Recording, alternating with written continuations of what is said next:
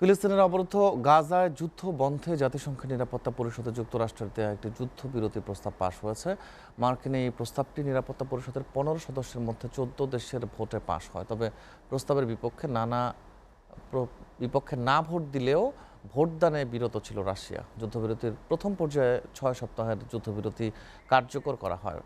এ সময়ে গাজার সব জনবহুল এলাকা থেকে ইসরায়েলি সেনাদের সরিয়ে নেওয়া হবে। যুদ্ধবিরতির এই সময় ইসরায়েলের কারাগারে বন্দী ফিলিস্তিনিদের মুক্তির বিনিময়ে হামাস নির্দিষ্ট সংখ্যক ইসরায়েলি বন্দীকে মুক্তি দেবে। দ্বিতীয় পর্যায়ে স্থায়ী যুদ্ধবিরতি এবং অবশিষ্ট বন্দীদের মুক্তি দেবে হামাস। তাদের মধ্যে ইসরায়েলি বন্দী পুরুষ সেনারাও থাকবেন। পাশাপাশি গাজা উপত্যকা থেকে ইসরায়েলি বাহিনীর সর্বশেষ সেনাকে সরিয়ে নেওয়া হবে।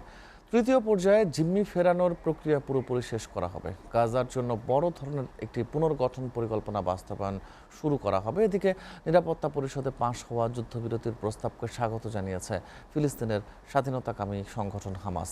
এক বিবৃতিতে যুদ্ধবিরতির শর্তগুলো কিভাবে বাস্তবায়ন করা যায় সে বিষয়ে মধ্যস্থতাকারীদের সঙ্গে কাজ করার সদিচ্ছার কথা জানিয়েছে হামাস। তবে নিরাপত্তা পরিষদে পাশ হওয়া যুদ্ধবিরতির প্রস্তাব নিয়ে তাৎক্ষণিক কোনো মন্তব্য করেনি ইসরায়েল।